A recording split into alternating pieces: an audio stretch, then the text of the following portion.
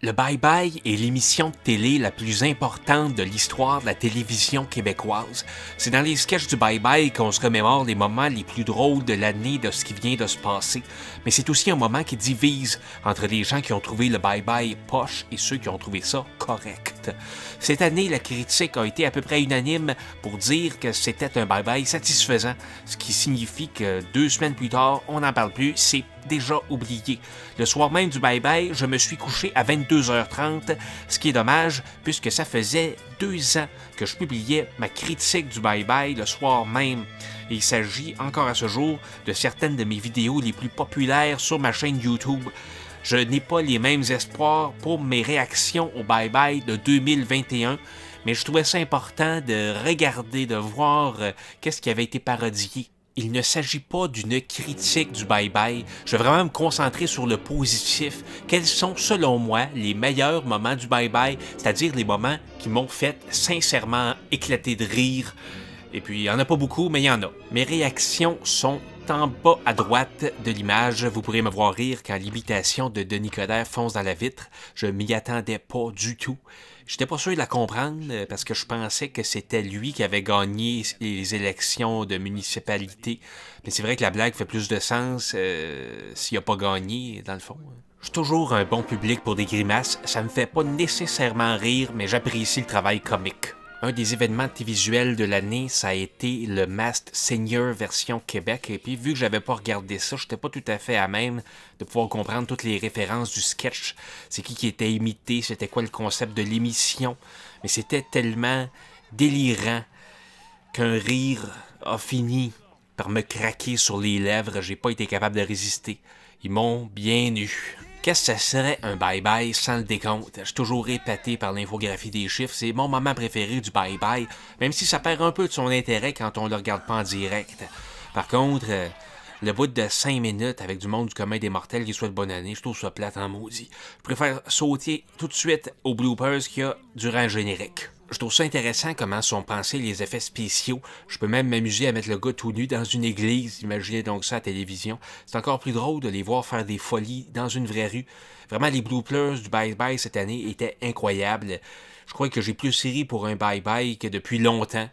Les pubs du Bye Bye sont comme notre Super Bowl à nous autres au Québec.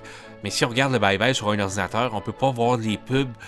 On peut revivre l'expérience des pubs grâce au concours du Bye Bye de la pub sur le site de Radio-Canada. Le but, c'est de voter pour la meilleure pub. Je commence par celle-ci, qui est une pub pour les plans de forfait de téléphone cellulaire de Fido. Conséquemment, je m'attends à voir des téléphones cellulaires dans cette pub. Elle lui dit que le gâteau a l'air bon, mais lui dit que c'est pas un gâteau, c'est un cake, ce qui veut dire gâteau, mais en anglais. Et là, il sort son téléphone cellulaire, ce qui est un bon point. À la fin du décompte, le gâteau explose, tout le monde en reçoit dans le visage et dans les cheveux. Je comprends rien de ce qui se passe dans cette pub-là. Pourquoi le gâteau a explosé, j'en ai pas la moindre idée. Il y a un chien, c'est la mascotte des téléphones Fido, donc ça c'est un bon point pour ça. Dans le téléphone, c'est Amélie, parce que si elle pensait pouvoir passer le jour de l'an sans une touche de Mathias Dufour, c'était mal le connaître. À chaque seconde supplémentaire, je comprends de moins en moins ce qui se passe. Il y a un gâteau qui a explosé, mais c'était pas un gâteau, c'était un cake. Je comprends pas pourquoi on peut pas juste dire gâteau, mais bon. Il y a un chien autour de la table, parce que c'est Fido, les forfaits de téléphone. C'est soit la pire pub de tous les temps, ou la meilleure. Je pencherais plus pour la pire, mais avant de me prononcer, il faut quand même que je regarde les autres publicités du concours. J'ai toujours un faible pour les publicités de lavage, de produits de nettoyage, de brassant, de lavage, et tout ça. Et ça, c'est ce que j'appelle une excellente publicité. Une publicité qui va droit au but, une publicité qu'on comprend, qu'on n'a pas besoin de passer 1 heure à essayer de la déchiffrer. Remax, agence immobilière. Je peux comprendre qu'on a ici un agent immobilier qui s'est fait très mal au coude droit, Dieu sait comment. Ou bien, est-ce qu'on est censé de comprendre qu'il s'est fait mal au coude en faisant trop souvent la nouvelle version coude à coude de la poignée de main? Je sais pas trop. Est-ce que ça s'est répandu tant que ça, le coude à coude? Peut-être bien, mais dans ma gang, pas vraiment. Donc, ça me dit rien. Et ici, pub de Toyota. C'est une pub encore plus bizarre que toutes les autres, je crois.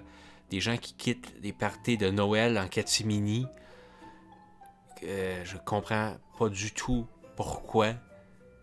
c'est quoi le but d'aller à un party de Noël si on n'a pas envie d'y aller, ou bien de partir sans dire bye aux gens. On profite du fait que le Toyota fait presque pas de bruit, ou... Non, je suis pas sûr de comprendre.